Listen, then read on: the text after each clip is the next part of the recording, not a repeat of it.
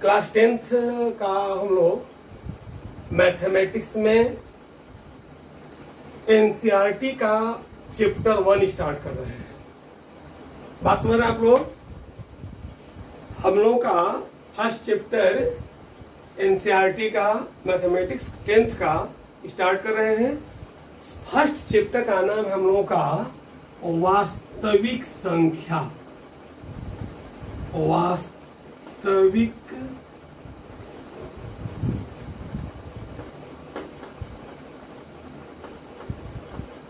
संख्याएं। पहला चैप्टर हम लोग का है वास्तविक संख्याएं। इसको इंग्लिश में कहते हैं रियल नंबर।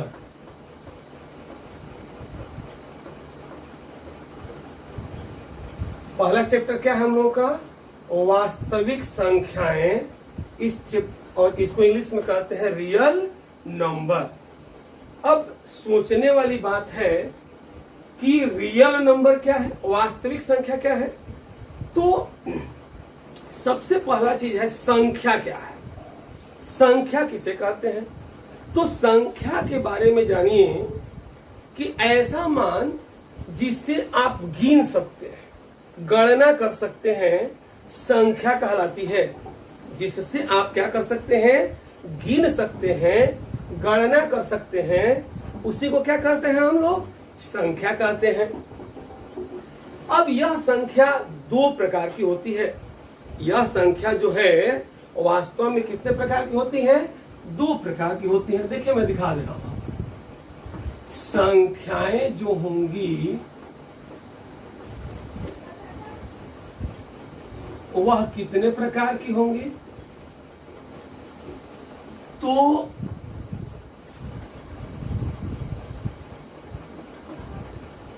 दो प्रकार की होंगी। पहली संख्या को कहते हैं वास्तविक संख्या।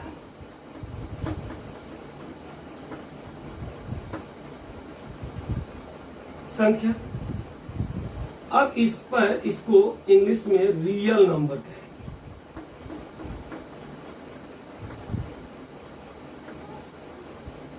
दूसरा हम लोगों का है, पहला तो रियल नंबर हो गया, वास्तविक संख्या हो गई। दूसरा हम लोगों का है इसमें वास्तविक संख्या के बाद है काल्पनिक संख्या।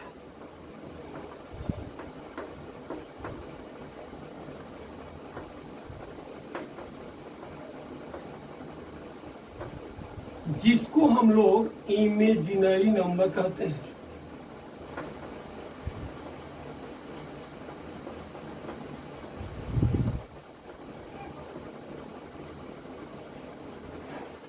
संख्या यानी नंबर दो प्रकार की होंगी, रियल नंबर और इमेजिनरी। वास्तविक संख्या और काल्पनिक संख्या। देखिए हम मैथमेटिक्स एकदम शुरू से लेके चल रहे हैं। इसमें ये नहीं कि एनसीईआरटी तुरंत शुरू कर दिया, ऐसा नहीं है।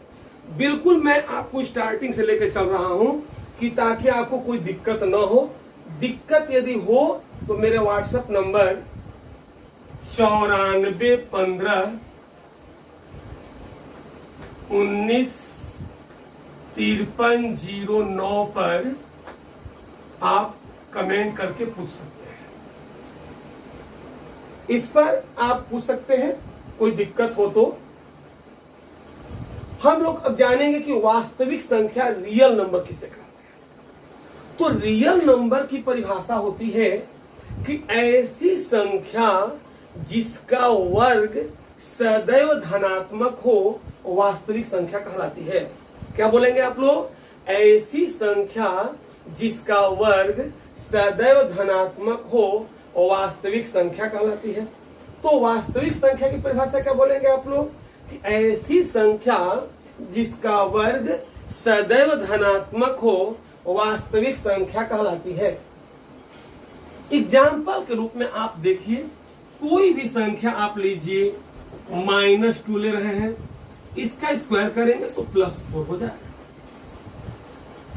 -1 का स्क्वायर करेंगे तो +1 हो जाएगा। -3 का स्क्वायर करेंगे तो 9 हो जाएगा। 3 का स्क्वायर करेंगे तो 9 होगा। आप कोई भी नंबर लेके देखिए और उसका स्क्वायर करेंगे तो पॉजिटिव आ रहा है। इसका मतलब ये हुआ कि -2, -1, -3 ये सभी संख्याएं क्या हैं? रियल नंबर है और वास्तविक संख्या है। समझ में आ रहा है आप लोगों को? अरे भाई नहीं समझ में आए तो तुरंत पूछ लीजिएगा, ठीक ना, कोई दिक्कत नहीं है। और इसमें न समझ में आने का कोई प्रश्न ही नहीं है आप लोगों का। कैसे? तो देखिए, कोई भी आपसे पूछता है कि वास्तविक संख्या किसे कहते हैं, क्योंकि हम लोग चैप्टर ही हम लोग का है वास्तविक संख्या। तो चैप्टर है हमारा वास्तविक संख्या है, तो वास्तविक संख्या किसे कहते हैं यह बात कैसे हम पता करेंगे? वास्तविक संख्या किसे कहते हैं? तो वास्तविक संख्या पता करने के लिए, वास्तविक संख्या किसे कहते हैं यह बात पता करने के लिए हम क्या करेंगे कि वास्तविक संख्या की परिभाषा है कि ऐसी संख्या जिसका वर्ग पॉजिटिव हो, धनात्मक हो, उस संख्या को हम वास्तविक संख्या कहते हैं। कोई भी आपसे पूछता है कि वास्तविक संख्या किसे कहते हैं, तो आप कहेंगे कि ऐसी संख्या जिसका वर्ग सदैव धनात्मक हो और वास्तविक संख्या कहलाती है। क्लियर इतना? अब है काल्पनिक संख्या।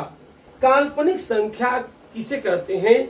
तो इसकी परिभाषा है ऐसी संख्या जिसका वर्ग ऋणात्मक हो, काल्पनिक संख्या कहलाती है। ऐसी संख्या जिसका वर्ग ऋणात्मक हो, काल्पनिक संख्या कहलाती है। एग्जाम्पल के रूप में देखिए, तो √-1 कैसा नंबर है? तो यह इमेजिनरी नंबर है। कैसे?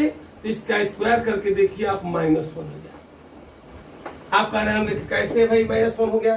तो अंडर का स्क्वायर करेंगे तो अंडर हट जाएगा, -1 हो गया।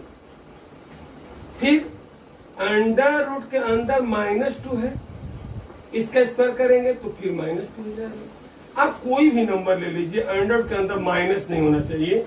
माइनस होगा तो वह नंबर कैसा नंबर हो जाएगा? आपका काल्पनिक संख्या हो जाएगा। -3 का स्क्वायर हो जाएगा।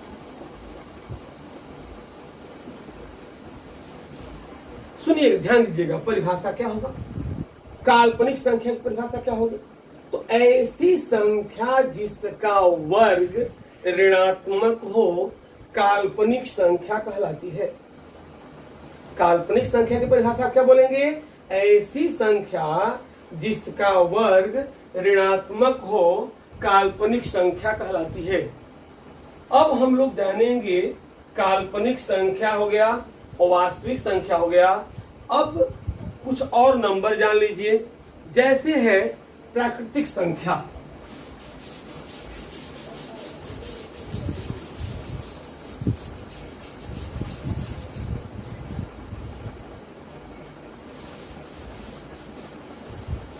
प्राकृतिक संख्या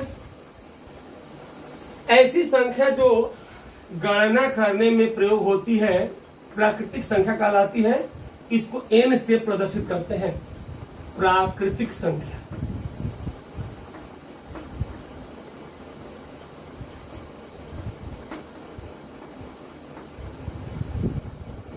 प्राकृतिक संख्या जिसको n से इंडिकेट करते हैं, नेचुरल नंबर।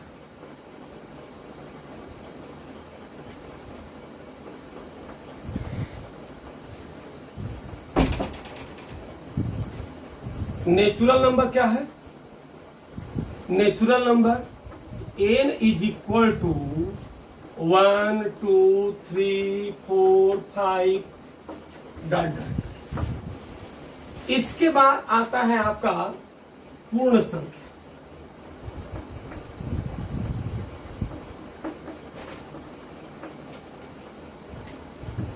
Whole number.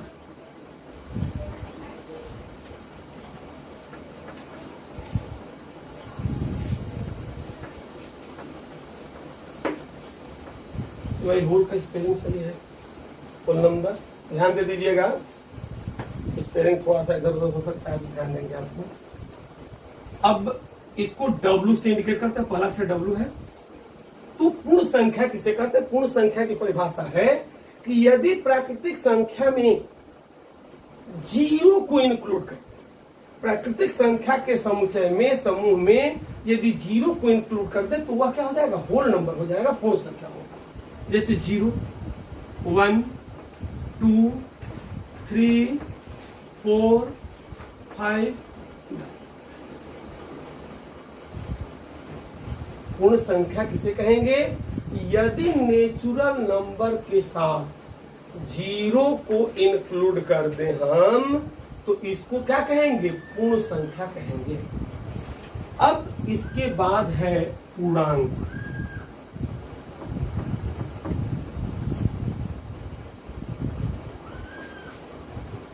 पूर्णांक को आई से इंडिकेट करते हैं या जेड से इंडिकेट करते हैं। इसमें देखिए मिड पॉइंट में जीरो होता है, इसके इधर होगा 1, 2, 3, 4, 5, 6 डॉट। इसके बाद इधर होगा -1, -2, -3, -4, -5। 1, 2, 3, 4, 5, 6 डॉट डॉट, -1, -2, -3, -4, -5, -6 डॉट डॉट लिख सकते हैं। आप देखिए इसमें तीन तरह के पूर्णांक आ गए। एक पॉजिटिव इंटीजर होता है i+,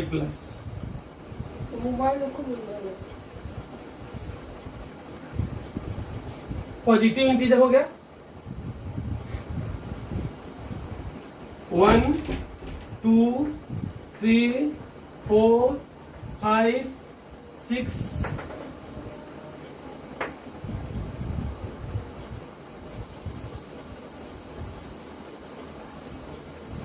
फिर है, देखिए इसमें -1, 2, -3, -4 और तीसरा है शून्य पूर्णांक। तीसरा है आपका शून्य पूर्णांक। शून्य पूर्णांक क्या है उसको जानिए। तो इसमें जीरो देख रहे हैं आपने, इसको कहेंगे शून्य पूर्णांक। अब यह जो है पूर्णांक भी दो प्रकार का होता है। दो प्रकार का है, संख्या के बारे में जानेंगे। पूर्णांक तो हो ही गया, तीन प्रकार का होता है, सम संख्या और विषम संख्या, even number and odd number. Even number क्या है, इवन नंबर क्या है उसको जाने। इवन नंबर की परिभाषा है कि ऐसी संख्या, सम संख्या का, ऐसी संख्या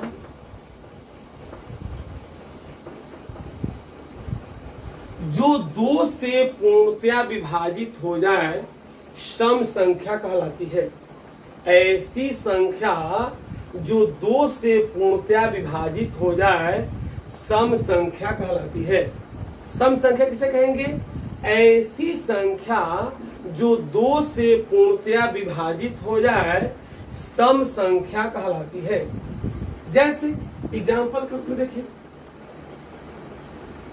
2, 4, 6, 8, 10, ये सभी क्या है, नेचुरल है। वो नेचुरल कर रहे हैं, इवन नंबर है, सम संख्या। एक बात और जान लीजिए, इवन में कोई जरूरी नहीं पॉजिटिव होगा, निगेटिव भी होता है इवन नंबर, -2, -4, -6, -5 ऐसे। इसके बाद है आपका विषम संख्या।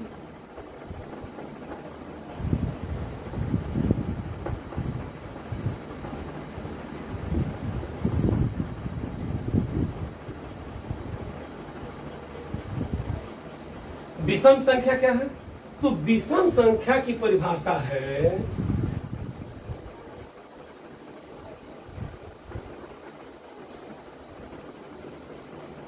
विषम संख्या की परिभाषा क्या है, तो ऐसी संख्या जो दो से पूर्णतया विभाजित न हो विषम संख्या कहलाती है। कैसे, तो देखिए 1, 3, 5 7 9 11। अब इसमें एक बात और पूछ सकते हैं आपसे कि कैसे।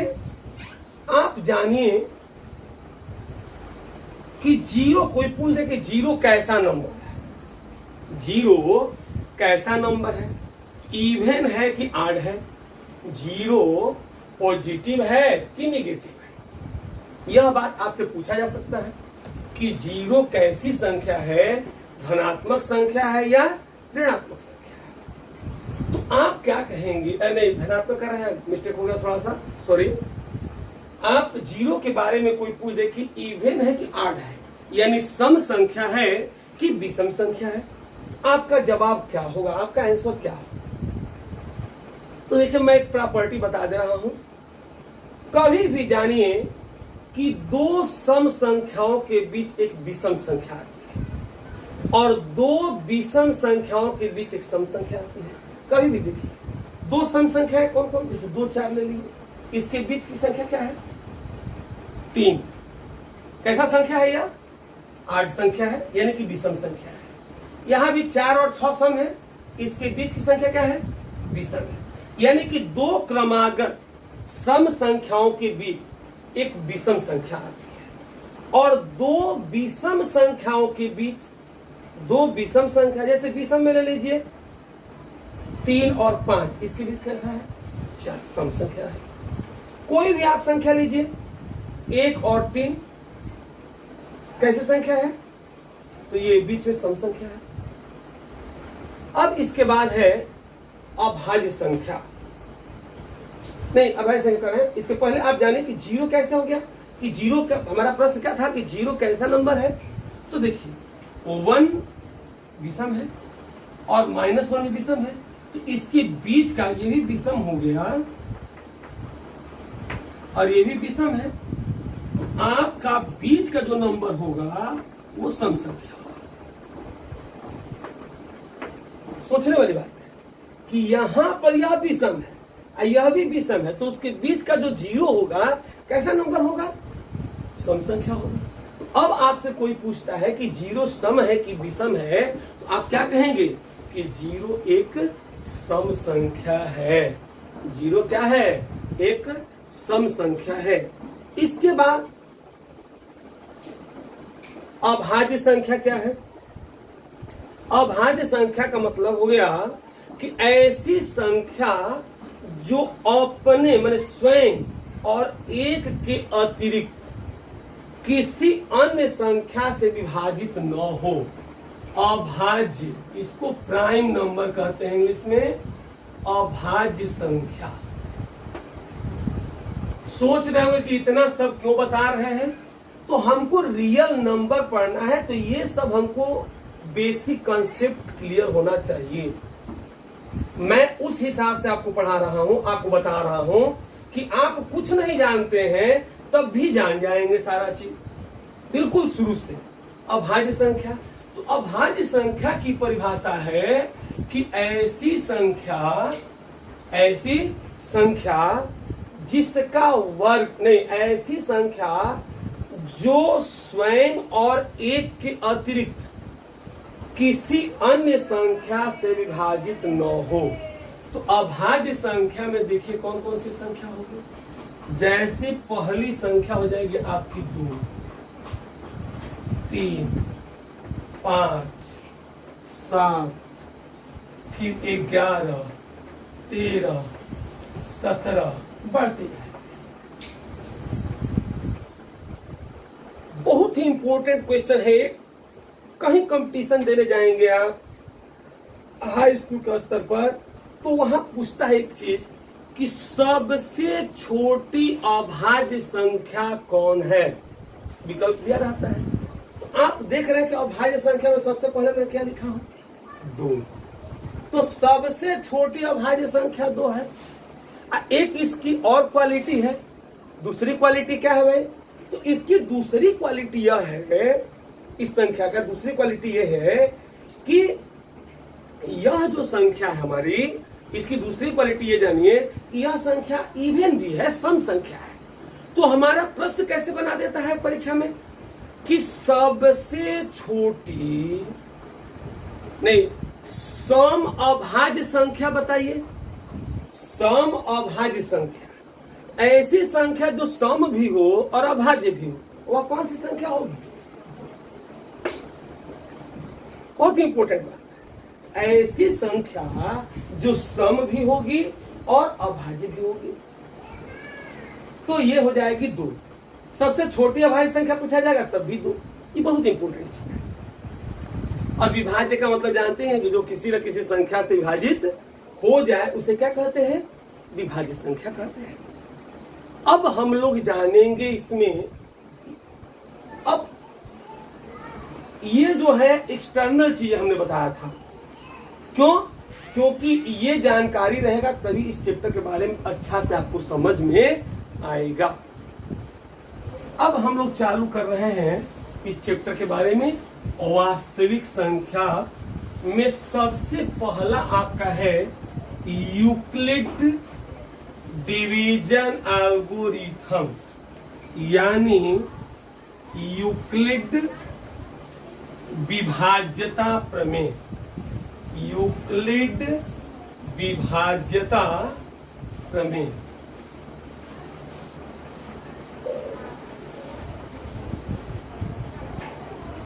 यूक्लिड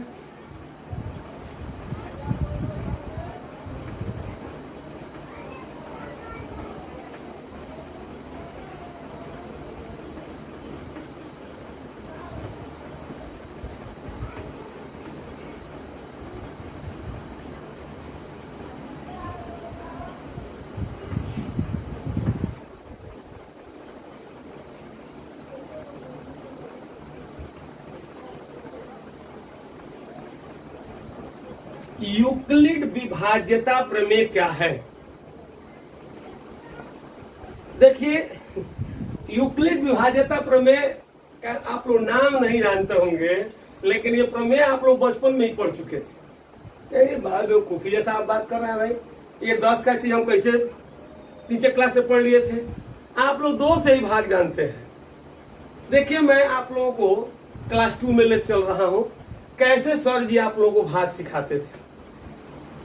जैसे मानिए कि आपको सर जी बोलते थे कि 35 में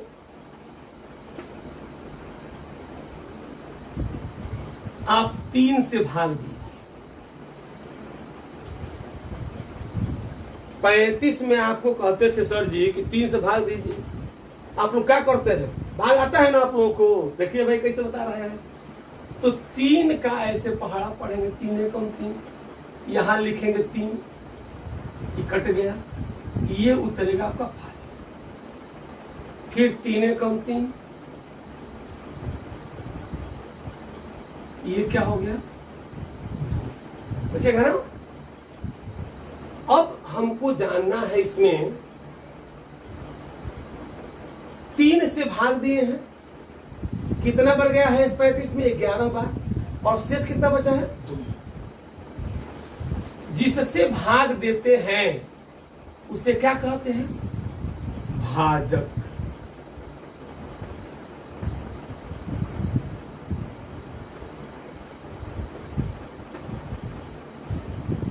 जितने बार गया है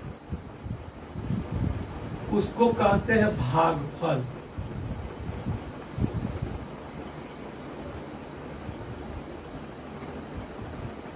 भागफल क्या है? 11 है। जिसमें भाग देते हैं उसको आप लोग क्या कहते थे? भाज्य। सब आप लोग क्लास 2 में पढ़े हैं या 3 में। भाज्य क्या है? भाज्य कितना है आपका? 35। और यह जो बचा है उसको क्या कहते हैं? शेषफल कहते हैं।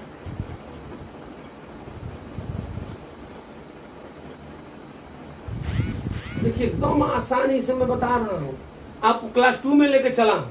अब करोगे, देखिए तो बड़ा भरमा रहा है भाई। भरमा नहीं रहा हूं मैं भरमा नहीं रहा हूं आपको। आपको केवल ये बता रहा हूं कि यूक्लिड प्रमेय आया कहां से, यूक्लिड प्रमेय कहां से आया। तो देखिए इसमें यूक्लिड प्रमेय क्या है उसको जानिए। तो आपको कहा जाता था कि उत्तर की जांच कीजिए क्या भाग जो दिए हैं वो सही है कि नहीं है।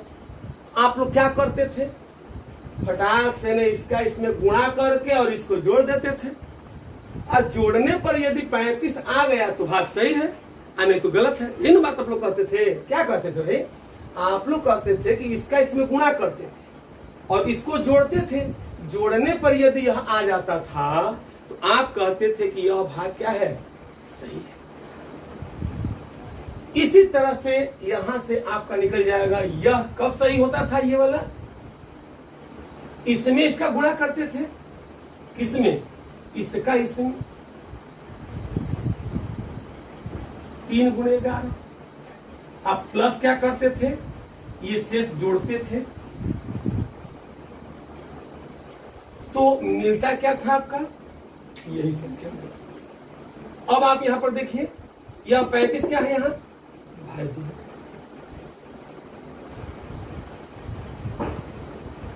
3 क्या है, भाजक है,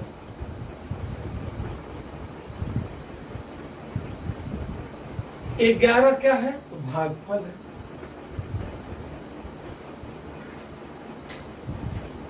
और 2 क्या है, तो शेष।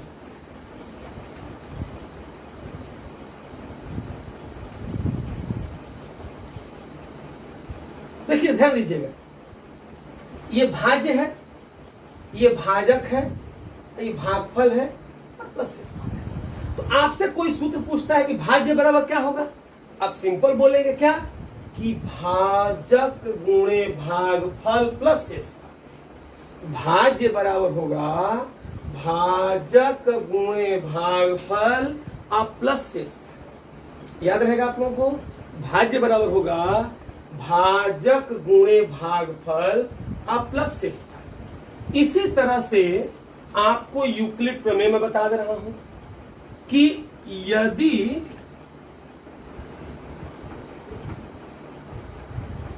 किसी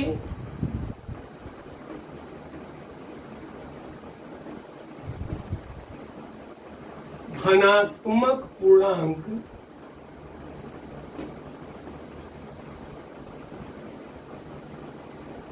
ए में, इसमें 35 बराबर ए मान लीजिए, यहां पर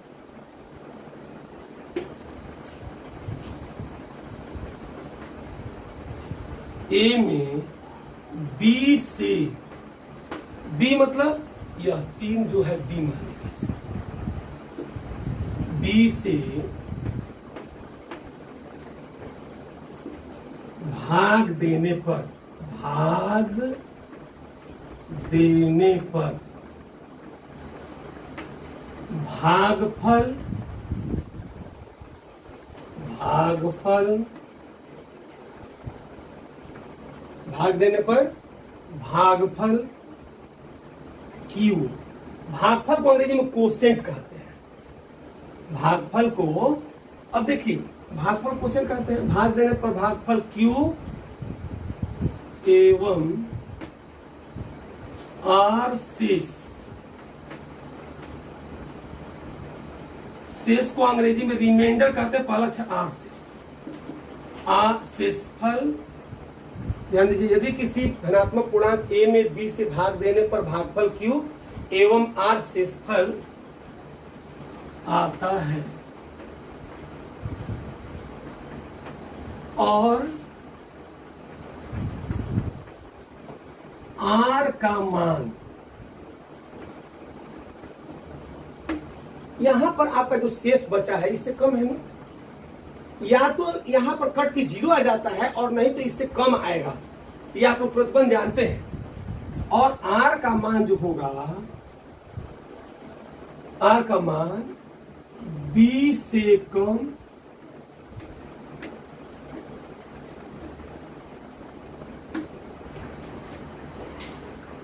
कम या 0 होता है।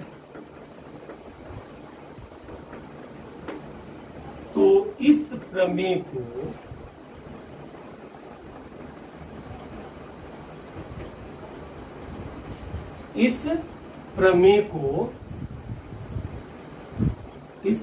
को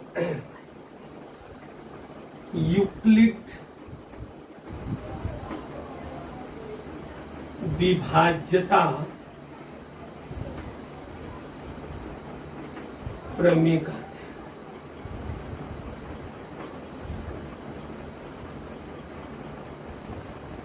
अर्थात आप देखिए यहां पर ए भाजक है, जिससे मतलब जिसमें भाग दिए हैं, किससे भाग दे रहे हैं तो बी से भाजक हो गया। भागफल क्या है तो क्यू, शेष क्या है तो R। यानी कि यहां पर A इज इक्वल टू आपका होगा बी क्यू प्लस, और R का जो मान होगा वह 0 के बराबर होगा और B से छोटा। नेक्स्ट जो है हम एक्सरसाइज शुरू करेंगे।